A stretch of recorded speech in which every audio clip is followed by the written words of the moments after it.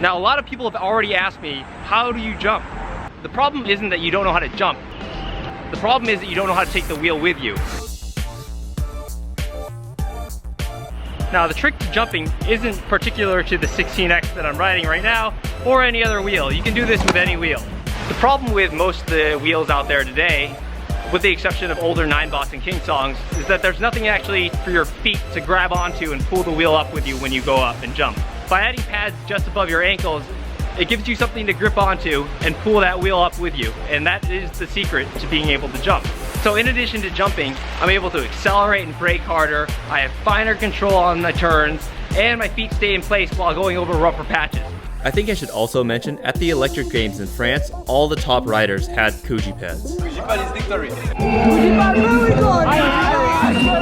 good! Let's go back to my apartment and I'll just show you how to make them. It's really relatively simple, shouldn't take more than an hour. Alright, let's get started with this. Whew. The mission is to fill that gap. So you're trying to make something like this. Without padding, I can barely jump.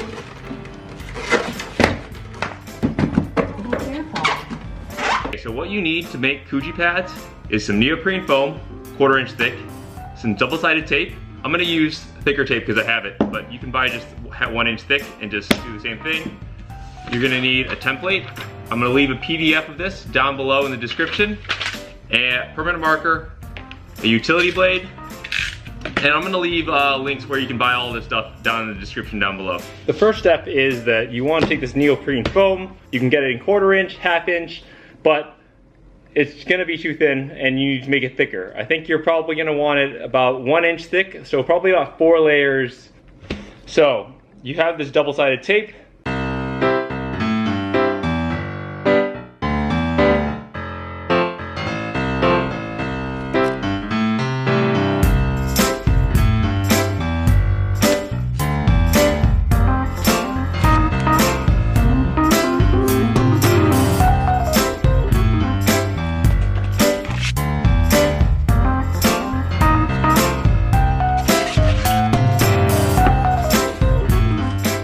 You're gonna need to shave these down to the right size.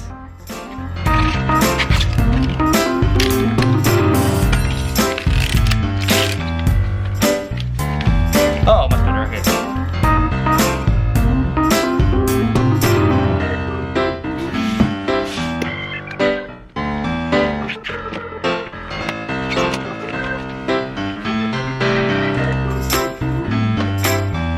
It's probably gonna be right around here, centered around your foot. You want it to go behind you, and you want it to go in front of you. It's a little bit too high, so you want to bring it down a little bit. You want your ankle bump to be resting right underneath there, so barely getting any of that pad. They should not be sitting on top of the pads. They should be sitting at the very bottom, right on the cut. You don't want these also too tall, so that your shins can't touch the frame. Alright, so now that you got the pads on, you think they're pretty comfortable, you should go out for a ride just to make sure that they fit. You can grab another layer of neoprene foam, slap that on top of it, and also gives your ankle bumps a little bit of protection underneath. To make it easier for the foam to stay on, I'm gonna chamfer the edges of here too.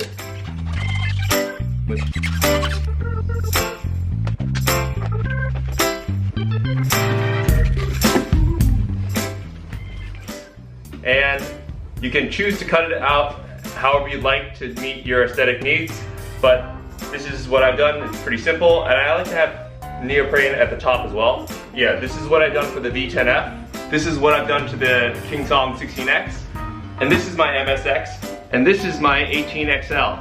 I got a little experimental with the padding and have some padding above the toes, which actually help a lot with jumping, but the really annoying thing about it is you can't flop the pedals all the way up. So for that reason, I don't recommend it.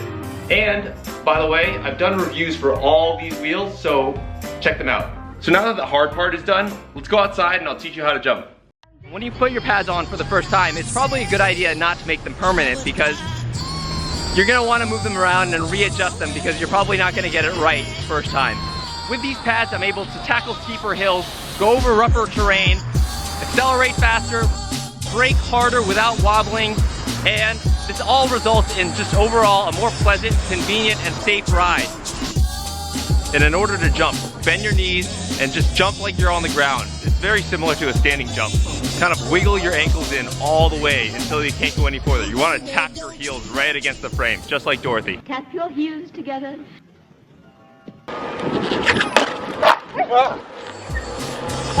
Once you can get that down, you can upgrade to start doing curbs, bigger things.